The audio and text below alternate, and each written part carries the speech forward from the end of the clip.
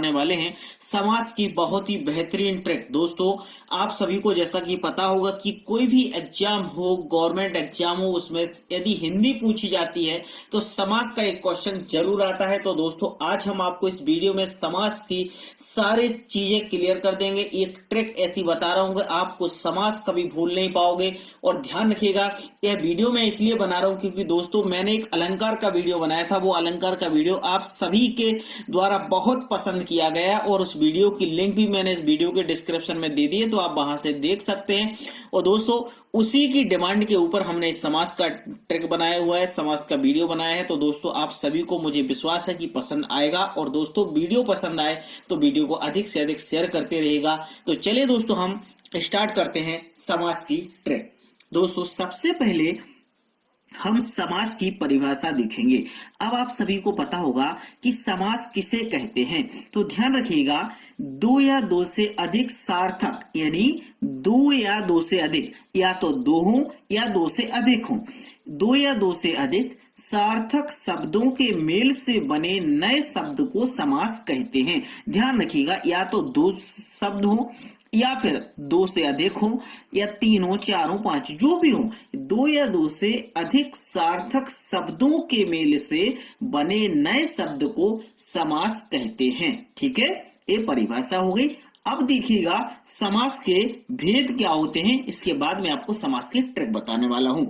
तो समास के भेद की बात करेंगे तो समास के टोटल 6 भेद होते हैं। अब आपको 6 भेद ध्यान से रखिएगा। सबसे पहले जो भेद होता है वो अव्ययीभाव समास होता है, दूसरा आपका तत्पुरुष समास होता है, तीसरा कर्मधारय समास होता है, फोर्थ द्वंद्व समास होता है, फिफ्थ आपका द्विगु समास होता है, और 6 नंबर का बहुप्रिय समास होता है। ठीक है, अब दोस्तों ये जो 6 प्रकार के समास होते हैं, इस समास के लिए जो मैं आपको ट्रिक बता रहा था, आपने जो सोच रहे होंगे कि अरविंद सर ने बोला है कि हम ट्रिक बताएंगे, तो वो कौन सी ट्रिक बता रहे हैं, तो देखिएगा ये आ गई आपके सामने ट्रिक। इस ट्रिक को आपको देखना है, ये ट्रिक समझने की कोशिश करना। ये ट्रिक मैंने बनाई हुई है द्वंद्वी अब तक।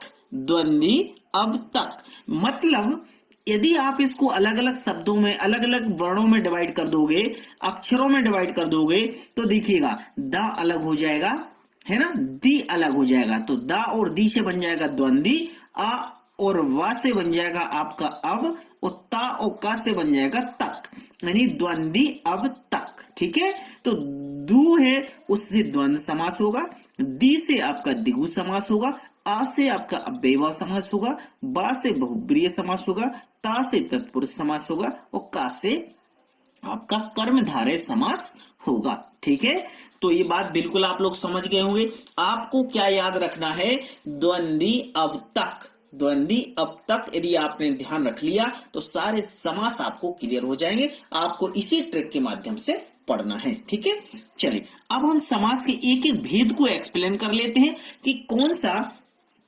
समास है और कौन से समास को हमें कैसे पढ़ना है वो देखेंगे। चलिए सबसे पहले हम समास का अव्ययीभाव समास देखेंगे। अव्ययीभाव समास में सबसे पहले उसकी परिभाषा देखेंगे। तो ध्यान रखिएगा, अव्ययीभाव समास में आपको एक बात याद रखना है, सबसे सीधी सिंपल बात, कि जिन शब्दों के प्रारंभ में, यानी उसके प्रथम शब्द जब स्टार्ट होता है, उसके प्रथम में या उसके प्रारंभ में उपसर्ग लगा हो। अब आपको उपसर्ग तो पता होता है, उपसर्ग लगा हो उसे अव्ययीभाव समास कहते हैं। यदि कोई भी शब्द होता है उसके प्रारंभ में यदि अव्यय उपसर्ग लगा है तो उसमें अव्ययीभाव समास होगा। आपको आंख बंद करके उसमें क्या लगा देना है, अव्ययीभाव समास। अब आप बोलोगे सर उपसर्ग कौन कौन से होते हैं, तो देखिएगा यथा, अ, वर, अनु, निर, पिर, प्रति, ये आपके क्या हो गए, उपसर्ग हो गए। तो ध्यान रखिएगा, जिन शब्दों के प्रारंभ में यदि ये शब्द लगे हैं तो आपका उधर पे अव्ययीभाव समास होगा। इस बात का आपको ध्यान रखना है। चलिए हम उदाहरण देखेंगे, जैसे कि देखो यथा संभव। अब इधर पे क्या लगा, ये यथा लगा। यथा मतलब ये क्या हो गया, आपका उपसर्ग हो गया। तो इसमें कौन सा समास होगा, अव्ययीभाव समास होगा। यथा धन संभव, विग्रह कर दिया, जैसा संभव हो। क्लियर। अनुरूप मतलब अनुधन रूप, देखिएगा अनुरूप इधर पे क्या आ गया, उपसर्ग आ गया। रूप के योग्य, नेक्स्ट है आजन्म, यानी आ धन जन्म। तो देखिएगा आ क्या हो गया आपका उपसर्ग हो गया, जन्म से लेकर प्रतिदिन, प्रतिदिन में आपका प्रति क्या हो गया उपसर्ग हो गया, और प्रति धन दिन बराबर प्रत्येक दिन। तो ठीक है, देखो आपको यथा मिला, आ मिला, अनु मिला, निर मिला, या आप यदि दूसरा बना देते भर पेट, जैसे आप बना दो भर पेट, तो आपका क्या बन जाएगा, इसमें भर क्या हो जाएगा आपका उपसर्ग हो जाएगा, और इसका भर धन पेट हो जाएगा। ठीक है, तो ये आपके उदाहरण हो गए। तो ध्यान रखिएगा, जिन शब्दों के प्रारंभ में यथा, आ, वर, अनु, निर, फिर प्रति आए, ये उपसर्ग आए, उधर पे आपका अव्ययीभाव समास होता है। ठीक है, चलिए नेक्स्ट देखेंगे अब हम तत्पुरुष समास। तत्पुरुष समास में भी काफी लोगों को कंफ्यूजन होता है, लेकिन हम फिर से देख लेते हैं। तत्पुरुष समास को विग्रह करने पर ध्यान रखिएगा, इस कारक चिन्ह का लोप हो जाता है। आपको जिस समास को विग्रह करो और उसमें कारक चिन्ह का लोप हो जाए, उधर पे आंख बंद करके आप तत्पुरुष समास पर बिल्कुल टिक लगा दो। लेकिन ध्यान रखिएगा, कारक चिन्ह पता होना चाहिए आपको। तो कारक चिन्ह कौन से होंगे, कारक चिन्ह आपके का, की, को, के, लिए, में, पर, से आदि। जैसे कहते हैं कर्ता ने कर्म को करण से, का, की, के लिए, संप्रदान से, अपादान से, मान, जो भी ऐसा, तो का, की, को, के लिए, में, पर, से, ये शब्द आते हैं। इन शब्दों का लोप हो जाता है, उधर पे क्या होता है हमारा तत्पुरुष समास होता है। जैसे यश प्राप्त, यानी विग्रह करेंगे तो यश को प्राप्त। अब इधर पे यश को प्राप्त, देखो को आ गया, मतलब यश प्राप्त, इसमें देखो क्या हुआ, का को लोप हो गया, मतलब को क्या है कारक है, इस कारक का लोप हो गया। तो जहां पर विग्रह करने पर क्या होता है, कारक चिन्ह का लोप हो जाता है, उधर पे हम क्या कहते हैं, तत्पुरुष समास कहते हैं। मन चाहा, इसका क्या होगा, मन से चाहा, तो देखिएगा से आ गया, मतलब इधर पे कारक चिन्ह का लोप हो रहा है, मन चाहा। यज्ञशाला, यानी यज्ञ के लिए शाला, तो देखो के लिए आ गया। राजपुत्र, राजा का पुत्र, इधर पे देखो का कारक आ गया। धर्मवीर, तो क्या हो गया, धर्म में वीर, देखो में कारक हो गया। फिर आप बीती, आप पर, बीती पर आ गया, मतलब एक कारक। तो ध्यान रखिएगा, जिस समास को विग्रह करने पर कारक चिन्ह का लोप हो जाता है, वहां पर आपका क्या होता है, तत्पुरुष समास होता है। ठीक है, चलिए ध्यान दीजिएगा, आप एक एक चीज में क्लियर कर दूंगा, आप ऐसा ना सोचे कि हमें समझ में नहीं आ रहा, सारी चीजें आपको क्लियर हो जाएंगी। नेक्स्ट देखेंगे कर्मधारय समास। कर्मधारय समास की में देखिएगा ट्रिक आपको ध्यान रखना है, जिस समास में प्रथम पद दूसरे पद की विशेषता बताता है, नॉर्मल सी बात याद रखिएगा, जिस समास में जो प्रथम पद है, मैंने पहला पद दूसरे पद की विशेषता बताता है, उसे हम कर्मधारय समास कहते हैं। या फिर एक बात और ध्यान रखना, नोट में दूसरे पद की तुलना हो या है जो या के समान विग्रह करते समय आए, जब आप विग्रह करो उसमें ये शब्द आए के समान और है जो, तो आपका समझ लो इधर पे क्या है, कर्मधारय समास है। जैसे चरण कमल, कमल के समान, देखो के समान आया, मतलब के समान आ रहा है, मतलब इसमें है कर्मधारय समास। कमल नयन, कमल के समान, मतलब देखो के समान इसमें भी आया, मतलब के समान आ रहा है, मतलब इसमें कर्मधारय समास।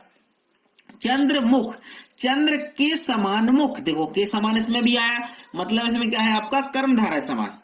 फिर है लाल मणि, लाल है जो मणि, मैंने बोला था जिसमें है जो आए, मतलब देखो है जो आ रहा है, मतलब वो है कर्मधारय समास। महापुरुष, महान है जो पुरुष, मतलब देखो है जो आ गया। अधमरा, आधा है जो मरा, मतलब अधमरा, ये हो गया आपका कर्मधारय समास। आपको कोई भी इतने नियम कायदे पढ़ने की जरूरत नहीं है। आप देखो, मैं सीधा सिंपल बता रहा हूं, कोई चीज ऐसा नहीं है कि मैं आपको कुछ डीपली बता दूं, कुछ कठिन बता दूं। आप बोलोगे यार क्या समास की ट्रिक बता रहे थे, समास में चाहता हूं ऐसे इजी तरीके से समझा दूं कि आपको सारे समास एक बार में समझ में आ जाए। ठीक है, ये कर्मधारय समास समझ गए, अब द्वंद्व समास समझ लो।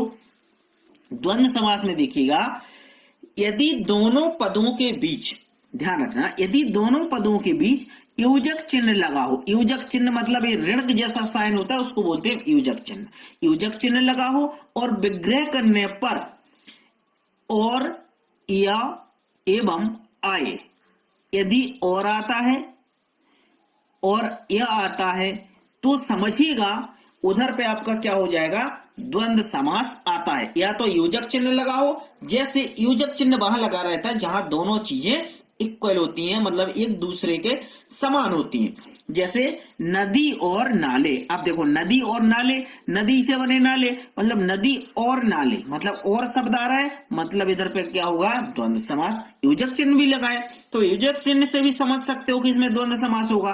पाप पुण्य, मतलब पाप और पुण्य, मतलब और लगा तो समझ सकते हो, योजक चिन्ह लगा तब भी समझ सकते हो। ऊंच नीच, मतलब ऊंचा या नीचा, तो देखो या मतलब या गया तो इसमें भी होगा।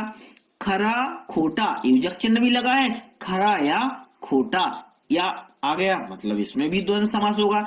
छल कपट, छल और कपट या और आ गया, मतलब योजक चिन्ह भी साथ में लगा।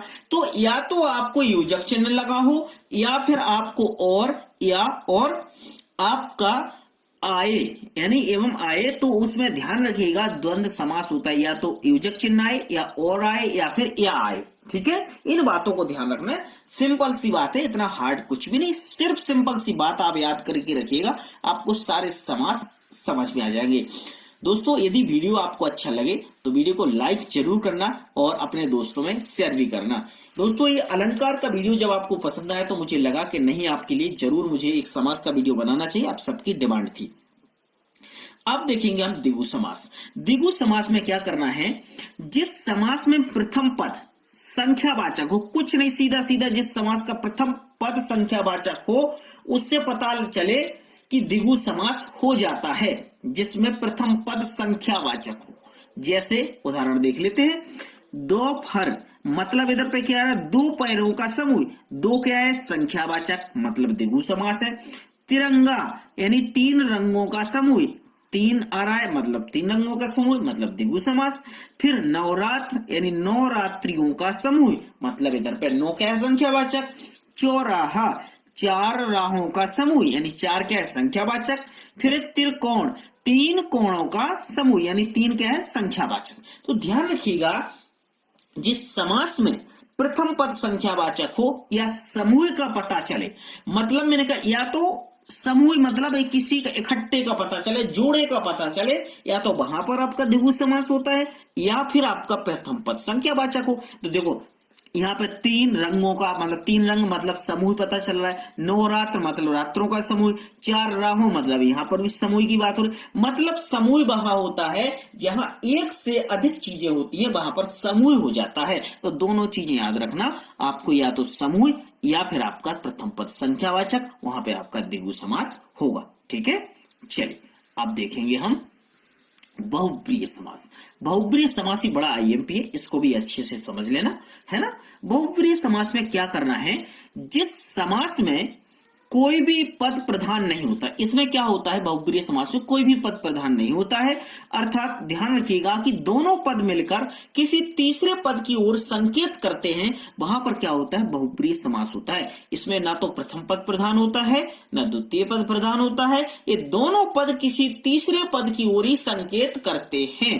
ठीक है, इसमें एक नोट ध्यान रखिएगा, अधिकतर ध्यान रखना, इसमें देवी देवताओं के जो भगवान के नाम से रिलेटेड होता है उसमें अधिकतर बहुप्रिय समास होता है, मतलब इसमें भगवान के नाम ज्यादा आते हैं। ठीक है, जहां भगवान के नाम ज्यादा आए मतलब बात समझिए, वहां पर क्या है, आपका बहुप्रिय समास है। ठीक है, चलिए उदाहरण देखते हैं।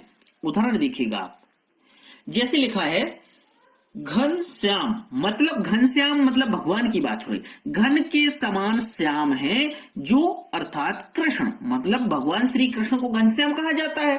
ठीक है, तो देखो जहां कृष्ण की बात आ गई वहां पर आपका बहुप्रिय समास। लंबोदर, लंबा है उदर जिसका गणेश, मतलब गणेश भगवान की बात हो रही, मतलब बहुप्रिय समास। गंगाधर, गंगा को धारण करने वाला, अर्थात शिव, भगवान शिव गंगा को धारण किए हैं इसलिए इनका नाम है गंगाधर, तो मतलब इसमें भी होगा बहुप्रिय समास। दशानन, 10 है आनन जिसके, मतलब 10 शीश है जिसके, अर्थात रावण, ठीक है। मृत्युंजय, मृत्यु को जीतने वाला, यानी शंकर भगवान शिव की बात हो रही। तो ध्यान रखिएगा, जहां पर भगवान की बात हो उधर पे अधिकतर आपका बहुप्रिय समास होता है, ठीक है दोस्तों। ये वीडियो हमने समास का पढ़ लिया है। अब मैं आपसे कुछ भी नहीं कहूंगा, है ना, ये नहीं बोलूंगा कि आप चैनल को सब्सक्राइब कर लो। ये चैनल आपका है, आपको सब्सक्राइब करना है, और आपका दिल करे तो इस वीडियो को शेयर भी करना, क्योंकि समास का जो ट्रिक था वो हमने बता दिया। इस समाज के बहुत ही इजी लैंग्वेज में हमने बताने की कोशिश की। यदि यह वीडियो आपको अच्छा लगे तो वीडियो को लाइक करें, शेयर करें, और चैनल पर न्यू हैं तो चैनल को सब्सक्राइब जरूर करें। और दोस्तों, अलंकार जो आपको पसंद आया, आप सभी ने अलंकार के वीडियो को इतना प्यार दिया, इसलिए आप सभी का बहुत बहुत धन्यवाद।